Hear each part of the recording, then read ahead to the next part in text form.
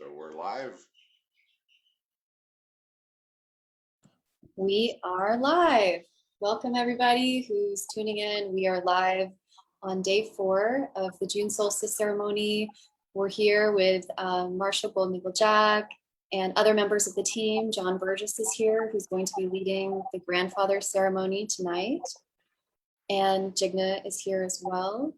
Jigna will be leading the grandmother ceremony along with myself and Linda Kluke. That's happening on the 23rd.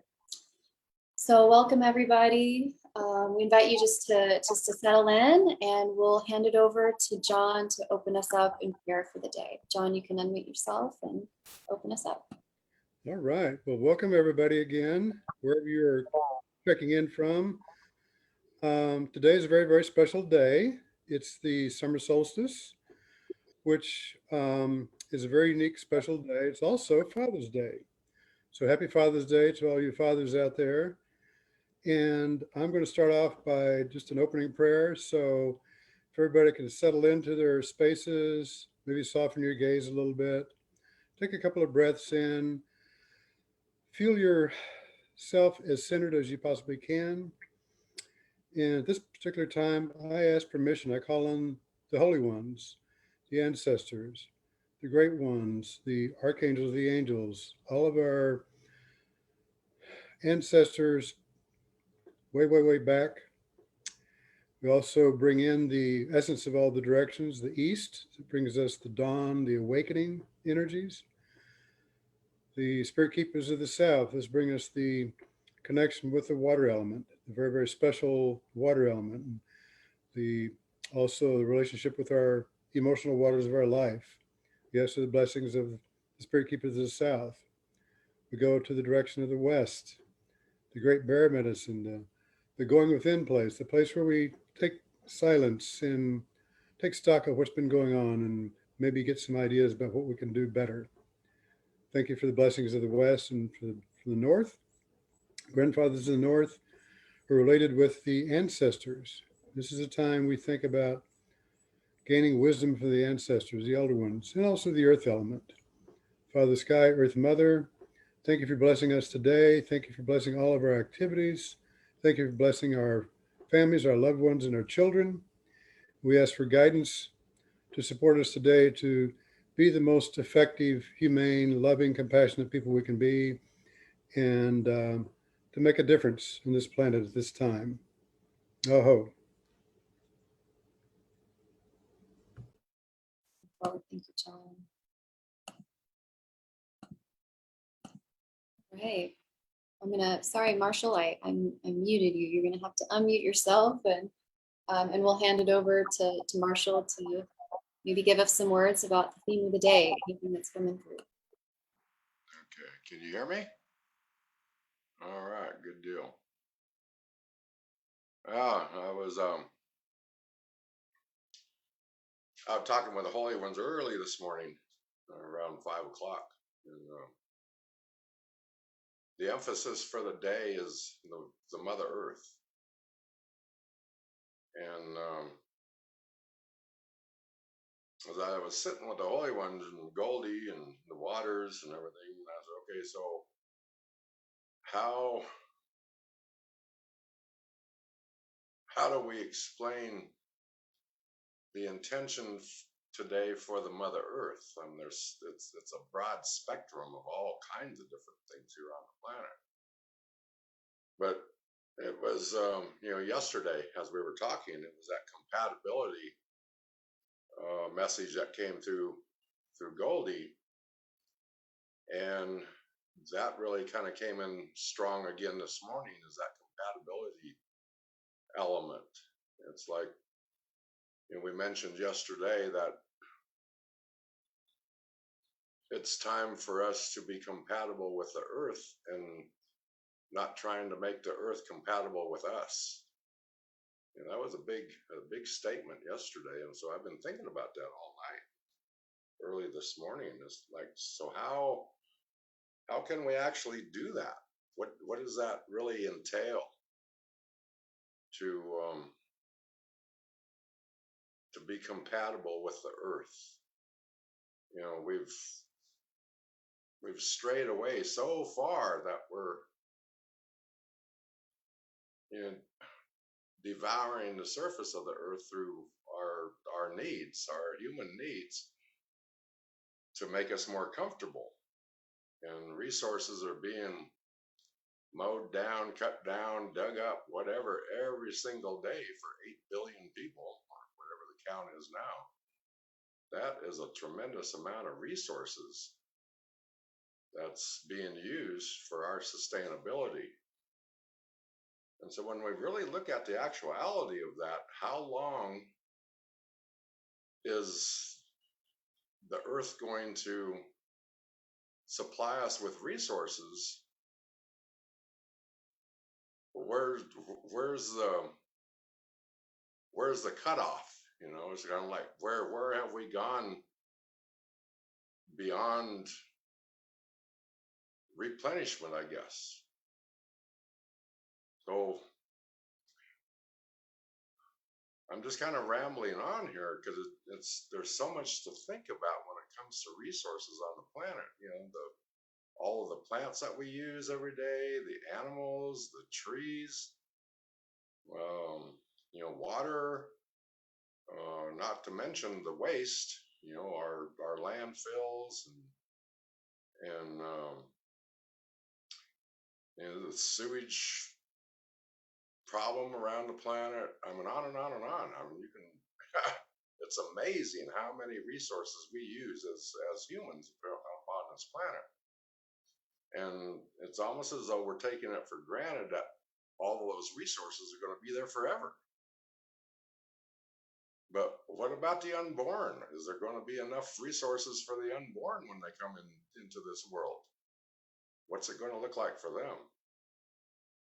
Oh, I'm just throwing this dialogue out here just to kind of put some reference into how impactive we've become as a human species. So I'm just going to throw it out there. So I'm going to give it back to the group here, and maybe you can express some feelings about that. What's your take on resource impactiveness, I guess? So Rosa, how about starting us out? Yeah, it's true. Yeah, and it scares me. Like lately, I've just been more and more aware of how urgent the situation is, how urgent it is that we stop tearing down our resources for the future generations. I also just want to like kind of say hi to everyone who's tuning in. We have Ellen here from Hood River, Oregon, Pamela here from Winnipeg, Siska from the Netherlands, a couple people, Carol and Sandy, no, Carol from the Hill Country, Sandy from Houston. And Ellen says, replenished. We can do more of that to bring our relationship more in balance with the earth. I love that word, Ellen, replenish. And I know that she is doing that work. She's posted some videos recently in the and pictures on the Facebook group of her doing work with the children, water wheels out there by the, I think it's the Columbia River in Oregon. We have Sophie, she's coming in from Maui. I didn't know she was on the island. Hi, Sophie. So we're all calling in from these beautiful places. I haven't been to Maui. I know it's gorgeous. I have lived in the Hill Country, and that's one thing that I was always very aware of when I was living in Austin, was how precious the waters there are. We have Barton Springs there in Austin, which if you've ever been there, it's just an oasis. It's an oasis in Texas, clear, beautiful, healing water bubbling up from the earth. And advocates in that area, they saw that those waters were being endangered back in the 70s. And they formed a group called the Save Our Springs Alliance, I think. And they advocated to protect the area around the springs. And as a result, we have this beautiful area in Austin, 7-mile stretch of area they call the Greenbelt, which helps to preserve the watershed there and helps to keep the integrity of the springs. So I'm so grateful for our ancestors. I'm sure some of those people are still alive today, but I'm so grateful for the water protectors who are doing that work. If you're here on this call, I'm assuming that you're one of them too. So I'll open it up. I don't know if Jigna or John has anything they want to say about that. John does. So feel free to unmute yourself, John. I've got a lot to say actually, but first thing I wanted to kind of go back to some real basic concepts of leadership. And I know Marshall has brought this up many, many times about our authority. And the one thing about this mantle of leadership that we carry being humans on this planet of stewardship. And I got some guidance a couple of years ago from my guides about it's up to each one of us to do some kind of action, even as small as capturing 1 gallon of water per week to use for whatever purposes. If just think about what happened years ago, we created recycling, which has been a great help. And that was a concerted effort, not necessarily by governments, but by individuals and groups and communities and villages that saw the need and took it upon themselves. They took the leadership into their own hands to create the model of recycling. In like fashion, I think the holy ones, the ancestors, all the spirit keepers are asking us to step up the plate a little bit, step up the game a little bit in terms of our leadership, in terms of how we steward the planet. If we're walking on a trail, we see a wadded up piece of paper, do we pass it by or do we pick it up? You know, every one of us can participate, big or small. It doesn't, but if more people collectively are doing that, that's a big help. That's more than what's been happening. And there's an ancient saying from the Vedas of India, if a person, all they do in their life, they pick up a baby bird that fell out of a nest and put it back in the nest, they've done more than most humans do. So, you know, we cannot underestimate the impact of our small steps to support the environment. And if we unite together in a collective we's, maybe in our little apartment complex or our village, or whatever, can we go to door and can we create some kind of water catchment system? There's a lot of stuff we can do that it's not that we can't do it, we just don't do it. And I think that's part of the awareness upgrade that we're being asked to take responsibility for. Is maybe it's time we jumped in a little bit higher level performance on our leadership about the environment. There's more I can say, but that's kind of a nutshell there. Thank you, John. Jigna, do you have anything you want to add? Thank you, Rosa. I think Marshall wanted to say something, so Oh, go ahead, Marshall. excellent. Marshall, you'll have to unmute yourself. I'm muting people proactively just to keep the audio kind of clean. Okay, can you hear me? Okay. Well, I just wanted to echo on what John was mentioning. You know, growing up, being a little guy, I always watched what the elders were doing. And it was like they led us by example. And what John was saying is that, you know, the elders, they had a high respect for the Mother Earth. If there was anything out of place or anything that wasn't I'm going to say compatible with their knowledge about the Mother Earth, they would correct it. Just like picking up a piece of paper or picking up some trash. They wouldn't go by anything that was left behind by somebody else. They would pick it up and, you know, put it in a receptacle or whatever. But to see those elders doing that, you know, that they took time to take care of the earth, and it was very impactful on us little guys, because it's kind of like if we walked by, say, a can or something that was left on our Mother Earth, and the elders looked at us, they would give us the eye, you know, they would give us that eye. And then we're thinking, well, why are the elders giving us the eye? And then the elders would kind of look down over here and kind of go like that. And then we would look around and we'd see the can on the ground. We thought, okay, that's what they're talking about. So then we would pick up the can and then we would move on. But it's like what John was saying, that leadership.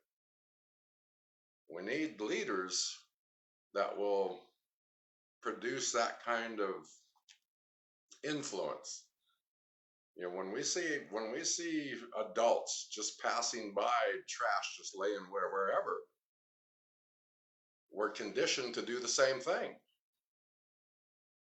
But if those adults stopped and cleaned up the mess, then that sets a precedent for us. Is like, okay, well, if they're doing that, we're going to do it too. So along with what John is saying is that we need more people doing that kind of work. You know, just simple things. But when the younger generations, they see that, then they start to understand, yeah, this is important. You know, nobody else is going to clean it up. It's up to us to clean it up. You know, years ago, you know, working with the waterways and doing water ceremony, I believe it was up in Oregon, and we were in a kind of like a campground environment, and we were doing a water ceremony there, and we were speaking about the water, you know, about you never put anything in the water. And as I was speaking and mentioning the energy of the water, the people were looking around intently about what was near the water or what was in the water or whatever, and they took it upon themselves to go and start cleaning the river up. And for me, it was just a suggestion that we should be doing that. But they literally took it to heart that, yeah, they started to understand we don't put anything in the water to harm the water. And it was very impactful. And so those are the things that we need to address, that I feel is that we need to speak a little bit more about stewardship and understand that, yeah, this is our planet. We need to take care of it. And whatever level that may be, it could be as simple as just picking up trash around a trash can. You know, a trash can gets over full or whatever, you know, go find somebody to empty the trash. You know, just small little things like that. I don't know how many times I was walking along and I'd step on some bubble gum. Oh my word! Put that bubble gum down there. Now my shoes all messed up. But again, what we're talking about is stewardship, and by us taking the lead, every one of us, each one of us, even though all of you out there in the audience, many of you are probably already doing it, but maybe many of you aren't either. But be aware that this is our planet. We're the humans that are responsible for taking care of the planet. So it's like step up that level of compatibility. All right? That we're becoming compatible with the Mother Earth instead of the other way around. Anyway, that's all I wanted to share at this point. I hope. Thank you, Marshall. That was really on point with my thoughts as well. And thank you, John and Rosa. I work with my kids a lot to teach them leading by example. And I know that I was that kid who had no problem throwing a piece of candy wrapper out the window because that's what I was seeing around me. And so the importance of having us grown-ups lead by example is so crucial for the next generations to come. And so I have my kids, a couple of weeks ago, we were talking about storm drains and what happens to that water and how toxic chemicals can really affect the waters and the orca whales and the salmon. And we were able to work with the city and have these stencils that we worked on cleaning the drain, and then we spray painted the stencil that basically told people about this. And so those are little things that, you know, each of us can do with the kids. And I'm seeing Ellen posting beautiful pictures of working with children during the ceremony, and she's been doing it for decades now anyway. And those are the little things that these kids will take with them and hopefully pass on to the next generations. John, go ahead and unmute yourself. So I was journey to find that button. So I just wanted to tack on, not to kind of vent here, but you know, the thing about it is, so we're at this critical point, like we all talk about, and part of the guidance has been, okay, so all these years, we've been relying on the fire departments, all these institutions to take care of things that can happen, like fight fires and all that. But when the wildfires hit in the West Coast last year, year before last, all those services were put to the test. And it's kind of like the Holy One, the Spirit Keepers that I'm talking with, are saying, so how long do you feel like you can defer leadership to organizations that may not have the capacity to serve when you yourself could do things? So yeah, the question is, if not us, then who? If not now, then when? That clock is ticking. It's ticking really loud right now. So, you know, I'm going to put the challenge out there to everybody here on the call. So, what are you willing to do this week to maybe up the ante, level up your game about being more environmentally conscious? Doesn't matter what, even if it's just one thing, are you willing to do something? And it's an open-ended question, and I'm going to leave it with that. Thank you, John. I do want to address some of the comments that are coming in. Linda, who's part of this team, has said that she and her children would walk around their neighborhood and pick up trash. Started when her kids were really little. And yeah, and I think it's so important that we kind of come out of the closet when it comes to our environmentalism and be confident to do it in front of people, not in a way that's shaming or blaming, but just setting a good example for our kids. Sandy has mentioned group meditation, doing that around Houston. I know John has a lot of experience with that. And Sandy was saying they did it in an area of high crime. And we know that this works and has a good effect on the atmosphere. Pamela is mentioning we need to change Earth Day from a single event to an everyday action of love and instill this positive influence in our young ones through our example. I could not agree more. Thank you, Pamela. And Marshall, do you want to chime in on any of this? Yeah, I was reading through the comments, and especially the one that Sandy had posted. You know, years ago, also when we were doing the water ceremonies and a lot of ceremonies, fire ceremonies, ceremony after ceremony, that we would emphasize that stewardship and what it really means. And in Sandy Dinwiddie's post here, it reminded me years ago that the elders got together, and it was for the tribe, it was for the reservation, and the elders were disappointed in how people were taking care of their lands.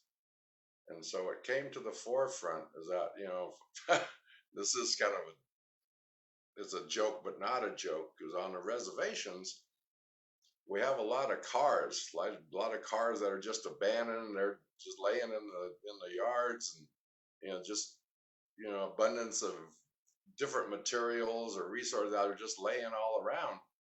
And the elders, they said, you know, they said it this way. They said, you know, we're supposed to be the keepers of the earth, the stewards of this earth. It's time we start owning up to that model. And I said, one thing to reassure yourself of is that your expression of who you are, what you are, why you are, is expressed by the conditions that you're living with. And I remember one grandmother, she says, you know, we're taught to make a place where the Creator and all the holy ones can come in and work. She says, I look around at many of your homes here on the reservation.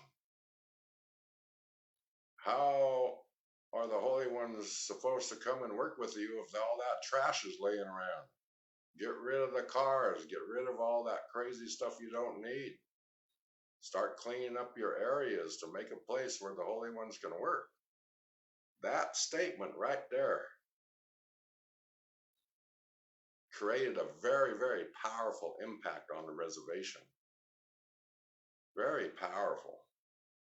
And so the people, it was almost like they were shamed by the elders, because the elders, they said, we're looking at you. We need to create the reservation where the holy ones can work with us all.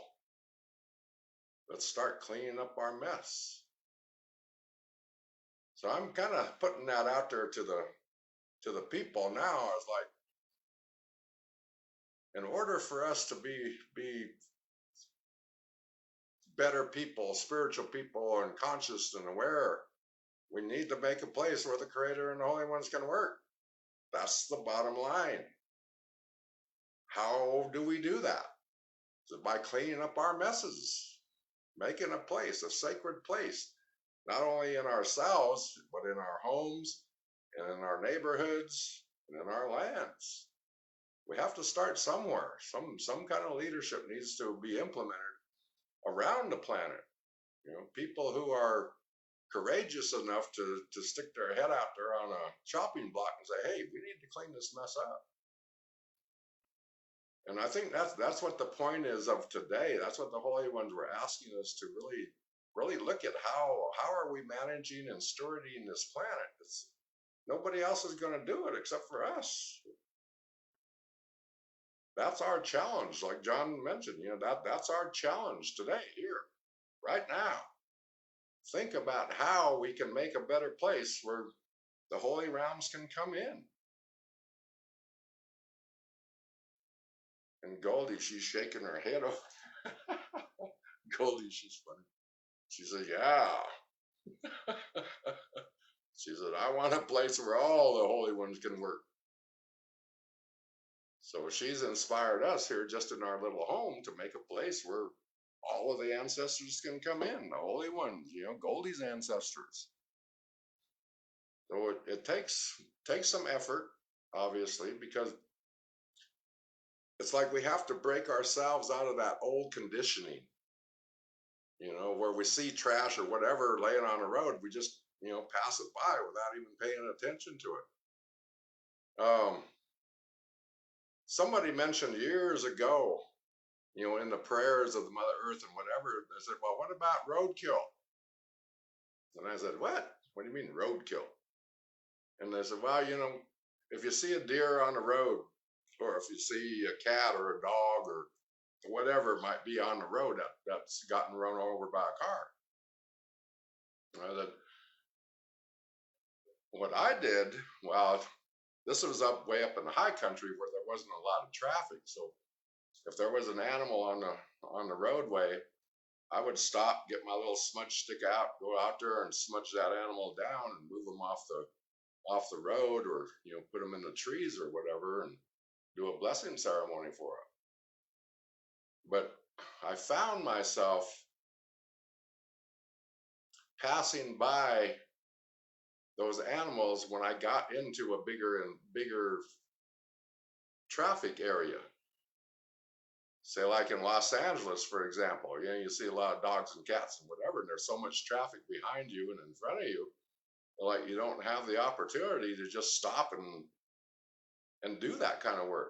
And so I asked a grandmother, I asked the elders one time, I said, so if we don't have the opportunity to physically, you know, do a blessing ceremony or whatever for something that's passed away on the road, And they said, lend your energy to it. Acknowledge it. That's a life that died right there. Put your energy forward. Ask a blessing for that animal and all its ancestors, both on its mother and its father's side.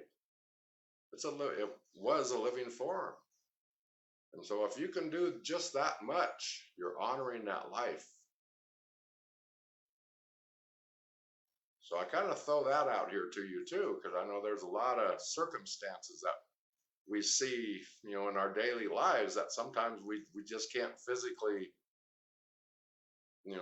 take care of those needs, but we can energetically and offer our spirit. So I just wanted to share that much too. Oh. Well, thank you so much, Marshall. Yeah, that speaks to me very strongly. When I was a young person in the back seat of the car, I couldn't control what my parents were doing. Going on a road trip and seeing an animal on the side of the road, it would break my heart.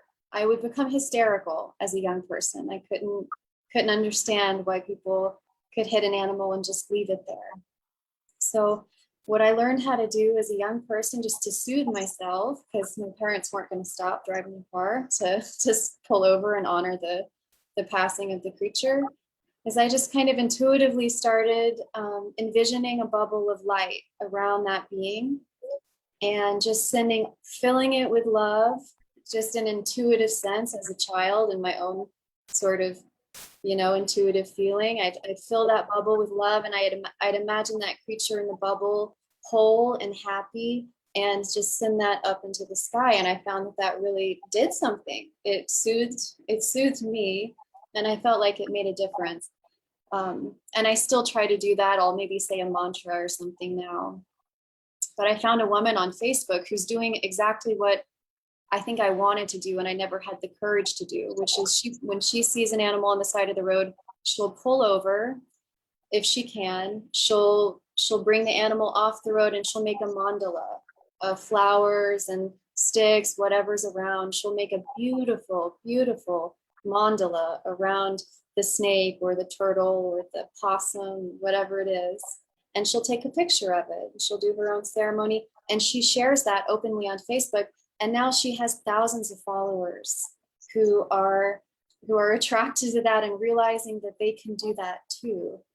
So thank you for sharing that, Marshall. If you're just tuning in, we're talking about the theme of the day, which is being a good steward, actually taking action. What can we do to be a good example of an earth protector, a water protector, a good steward of the land?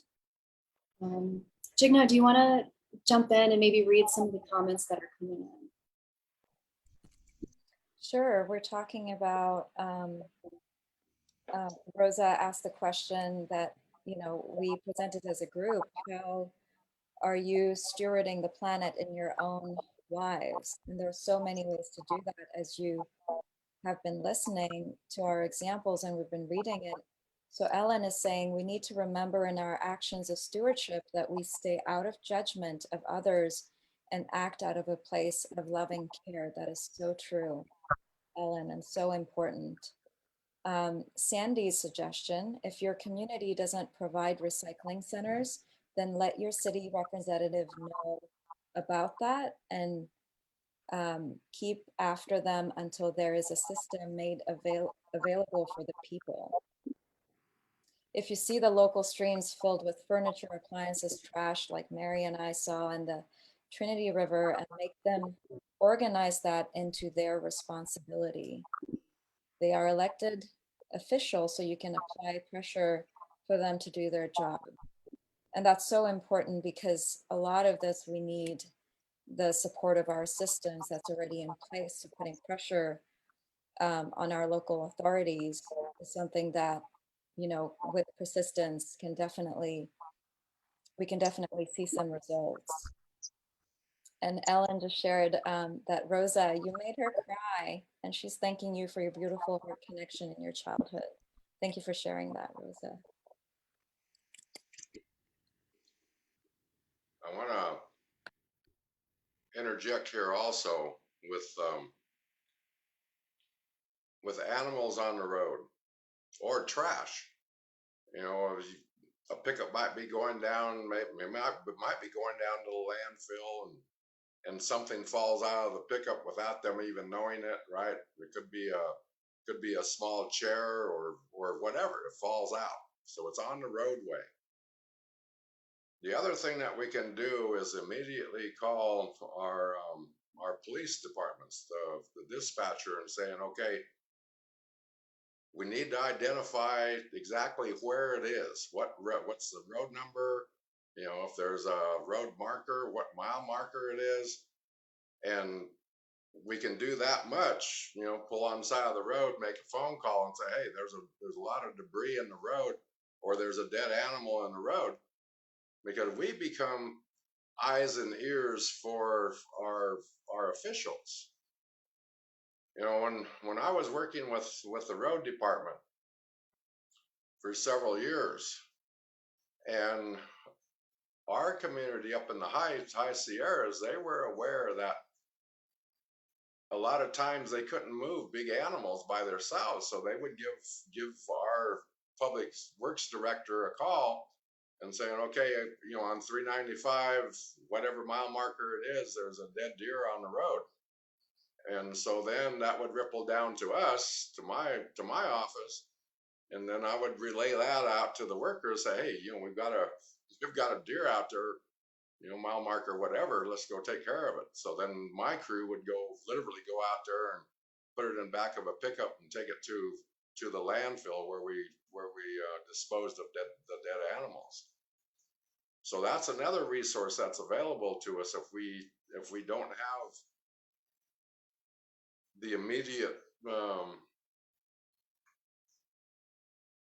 what would you call it? If we can't take care of it on our own immediately, we can call upon our road departments to take care of it for us. But we could also lend energy, you know, a blessing for those things. So that's another thing that we can do, is because we're eyes and ears out there for our community.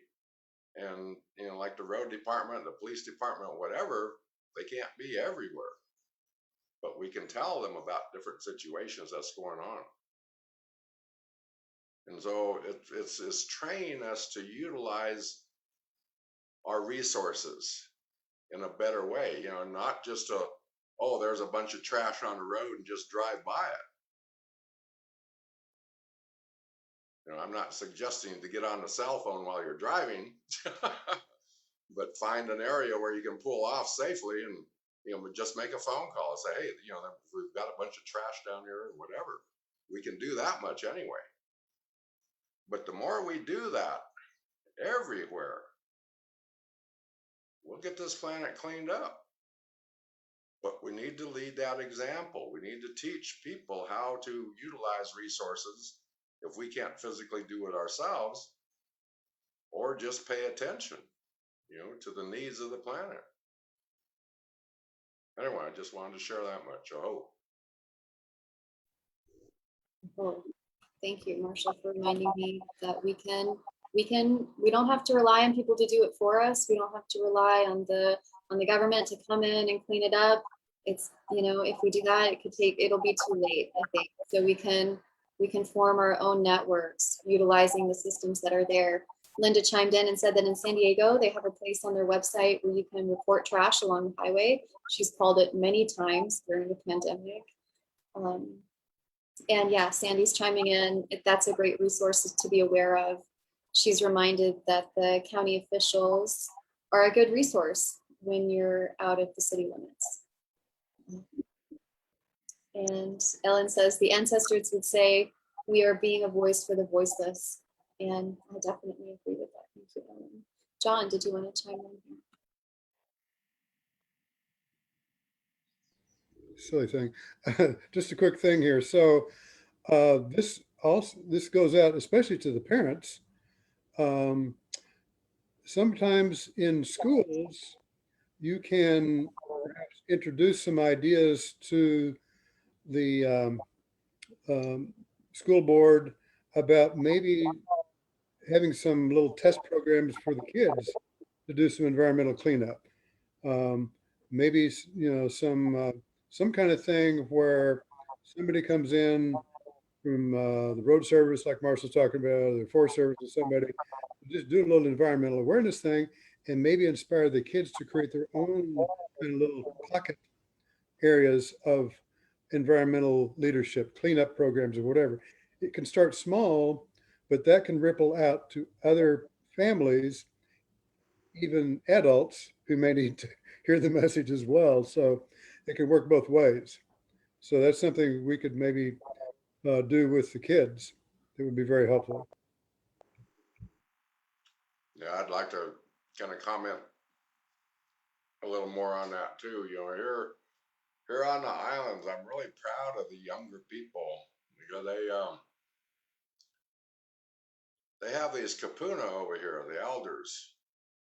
And one story comes into mind that happened about 3 years ago. This grandmother, um, actually, she was a homeless grandmother, and she was walking along the beaches, and she was, just inching along, and she was going around picking up all the trash, and finding a receptacle. It took her a long time because she was an elder and couldn't get around too fast, but one of the park people acknowledged her and went over and was helping her, pick up the trash or brought some containers for her to use. And then this person that acknowledged his grandmother, it inspired them to collectively bring the children together in the park and to meet up with this grandmother.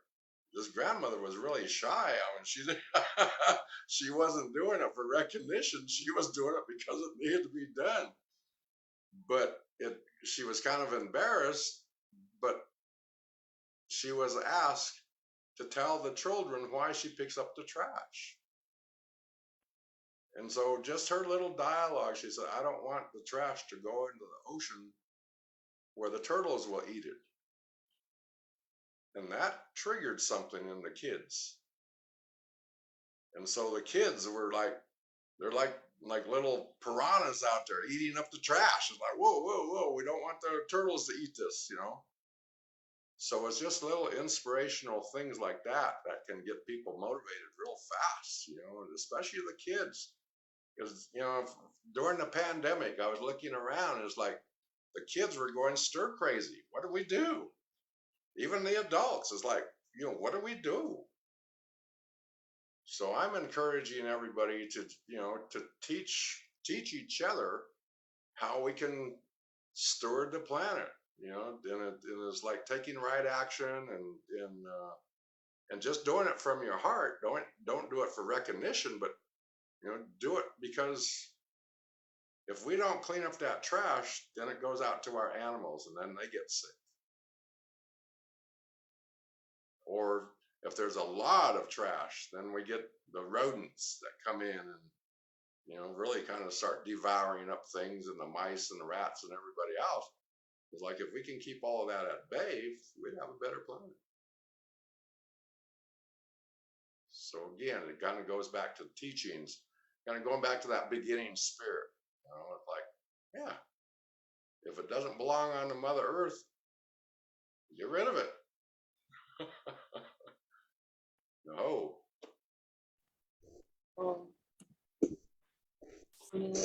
Comment.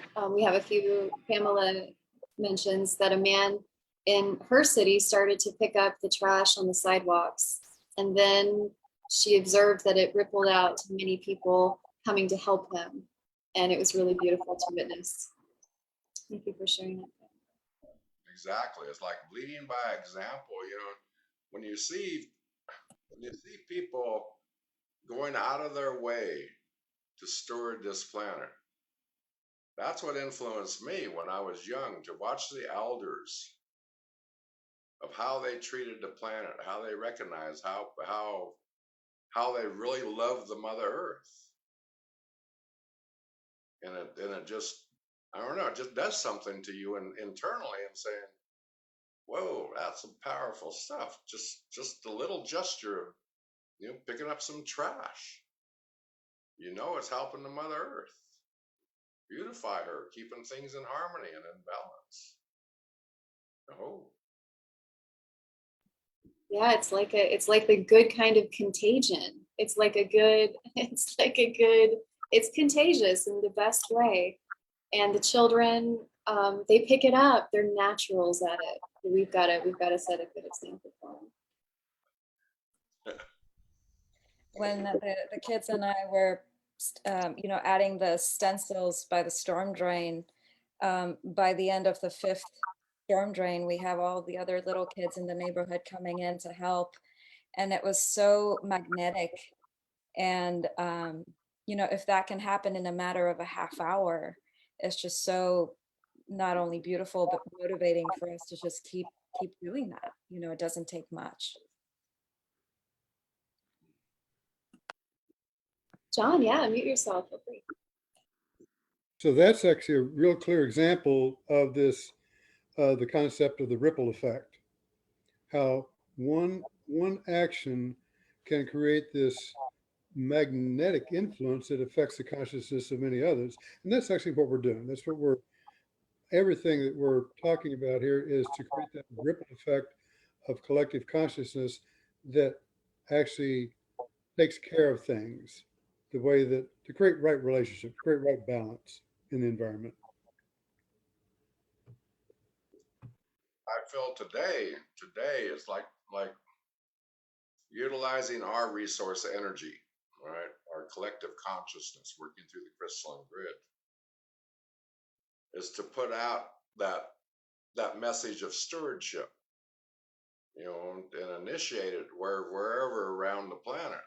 Just inspire people to really connect with the stewardship process. Just little things, just starting with little things. But I think that's the message that the Holy Ones are asking us to do today. Like, yeah, this is a beautiful, beautiful planet. We need to keep it that way, but we need to remove many of the things that are not compatible with the earth. It's our trash mainly, except for the animals, but even the animals, they become in harm's way because of our vehicles or whatever, and our vehicles run over them. So again, it goes back to us. It's like, if we didn't have vehicles to run them over, then the animals would be okay. So everything leads back to us. All right. So it's time for us to really understand that, yeah, we need to start now, today, do whatever, even after this broadcast, go out and maybe walk down your street or walk around your block and see how many things you can pick up.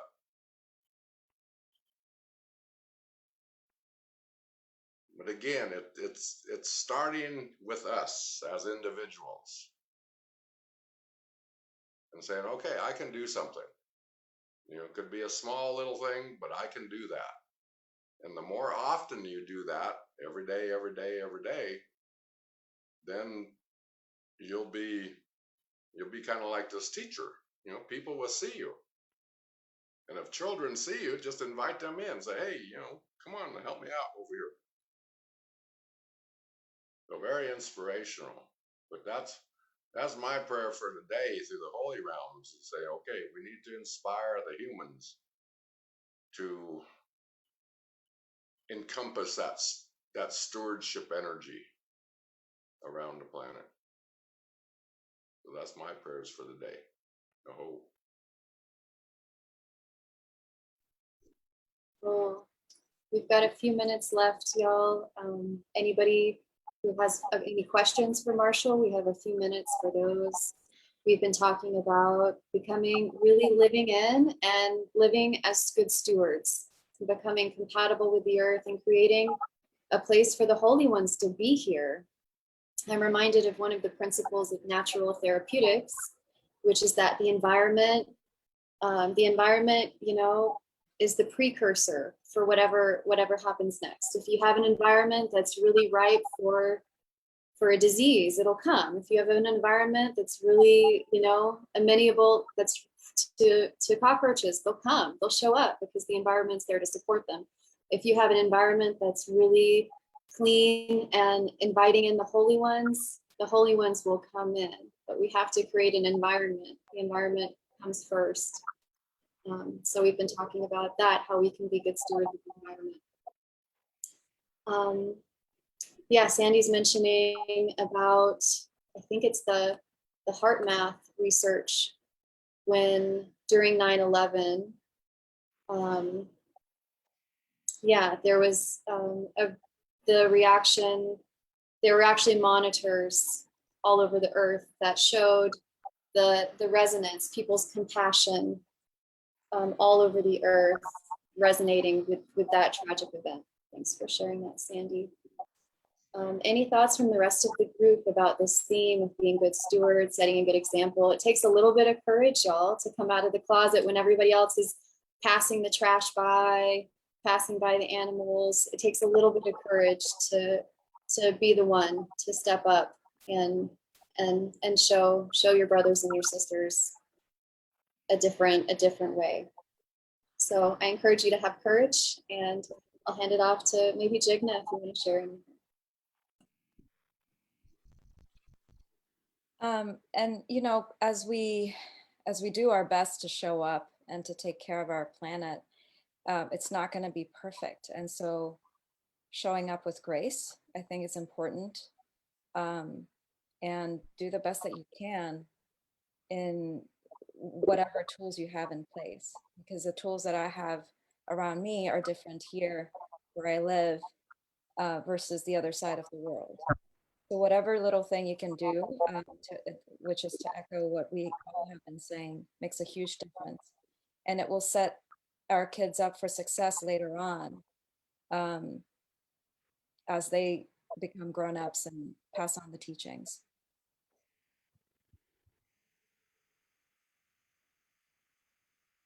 You know, as I mentioned before, you know, in previous videos, you know, the first thing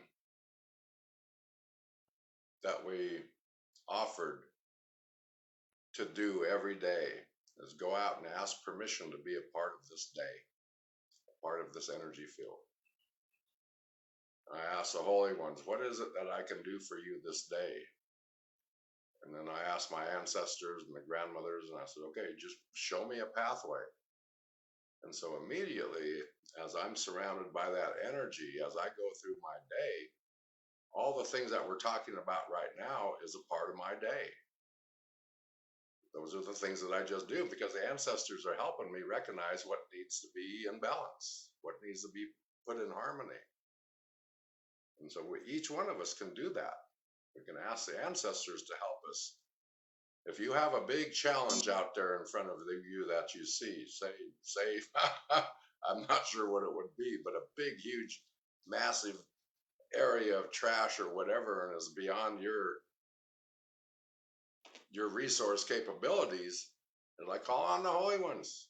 That's what they're there for. Say, okay, hey, I need some help resolving this situation here. Help me out.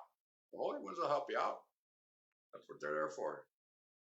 But anyway, you know, we can go on and on and on about this dialogue, which is, you know, I'm grateful that we've stumbled across this through the holy realms and acknowledging that, yeah, we need to be better stewards of this planet. But today, you know, here in North America, in the USA, it's Father's Day. I want to recognize them at this time. It's like the grandfather sun. He's showing his brightness today, his essence, if you will. And so I acknowledge all the fathers, all the fathers, grandfathers, all of the masculine energy upon the planet, all the ones who came before us, all the ones who are with us now, and all the ones who are coming behind. I want to recognize that energy of the grandfathers, and the grandfathers are great protectors. And so I honor them as they protected us throughout the ages. But I just wanted to share this one short story. Yesterday, I was on a conference call and we were talking with a bunch of elders and a grandfather. He was 103 years old. and he came on and he was sharing some of his dialogue about his family and on different subjects and whatever. But it came down to being a father, being a grandfather, being a great grandfather, being a great great grandfather, being a great great great great grandfather, being a great great great great great great grandfather 5 times over. And I thought, my word, when are you going to stop? But he was so proud. He was so proud of his family that he acknowledged everybody. He says, I'm 103 years old. He says, I don't know if I can have any more children, but he said, if somebody wants to help me out, we'll continue it on. He was kind of humorous. But being a grandfather 5 times over, that's a heck of an accomplishment for one man. Right? So I wanted to acknowledge all the men out there who have those accomplishments here around the planet. Incredible men that knows how to take care of people. And that's what it's all about, is understanding that the grandfathers, they know how to take care of us and protect us. The grandmother spirit, they knows how to nurture us, how to tend to our needs. And so here in the next couple of days, as we go through this grandfather cycle, and then we enter into the grandmother cycle. So very powerful times that we're in right now. I want to thank John. I want to bless him. He has an upcoming event this evening, doing a grandfather ceremony. And so we'll be with him in spirit, and we'll join in with him. And I want to thank the crew here. I want to thank all the participants today and interacting with us. And so the icon or the intention today is to put out the energy for all of the planet, all the ancestors around the world, to become better stewards. And let's help each other take care of the planet. I hope.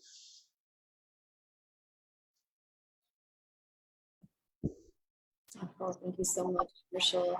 And like Marshall mentioned, this evening at, I believe it's 7 p.m. Central Time, 5 p.m. Pacific.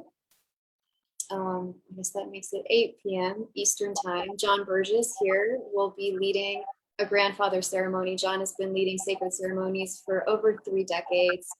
He has a lot of power, understanding, and humor, and it's gonna be a beautiful ceremony. It'll be a time to honor the grandfathers, to honor the solstice and the grandfather sun energy. So if you want to say any words about that and maybe close us out in prayer, Marshall. John. To interject really quickly, I pasted the link in the comments, so there is still time to sign up for those of you who are interested.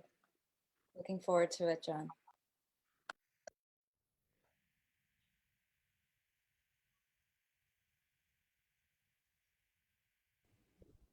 So who is closing us up today? You? Oh, okay. So thank you all, wherever you are connecting in from, for joining us today, taking time from your Sunday, from your Father's Day. Again, happy Father's Day to all the fathers out there. And this moment of time, we just want to give a deep gratitude for all the holy ones for joining us, all our ancestors, and ask for a special blessing on all of you today and all your children, all your families. And may this talk today give you some inspiration to enjoy your role as planetary leadership, planetary steward, and maybe you can find some ways to make it fun and enjoyable with your kids or some of your family members. So thank you, all holy ones. Thank you, blessing for everybody. And honor all the directions, and may this be a very peaceful, joyful day for everybody. Aho.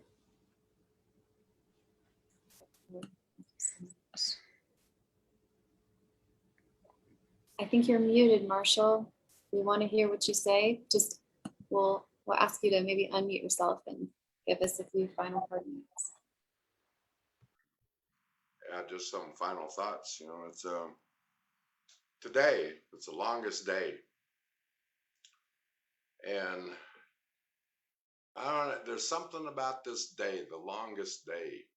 Now, I was thinking about this. Now, down under is the shortest day, right? Isn't it the shortest day for them and the longest day for us? Now, that's kind of like an oxymoron kind of a thing, like a yin and yang thing. You know, it's like, how does that work? It's the longest day down there, or the longest day here and the shortest day down there. Aren't we on the same planet? It seemed like we should be the same. I don't know. In my mind, it kind of boggles my brain. It's like, okay, so we have to acknowledge down under. So they're going through their shortest day. So we ask a blessing for them. They don't have all day long to pray like we do. So we'll give them some energy down there. Again, we want to thank you for participating and thank you for joining us, and spread the word. Share, share, share. And please join us this evening to jump on board with John. So again, we lend you our energy, John, to prepare for the ceremony, and we call it all of the grandfathers to help you this evening. Again, with that, beautiful blessings all around. Oh. Bye, everybody. We'll be live again tomorrow at the same time, 10 a.m. Pacific. We look forward to seeing you there. There's Goldie. She's doing a lot of planetary stewardship work here. I know she is. She's talking to us. Does she have anything to say, Marshall?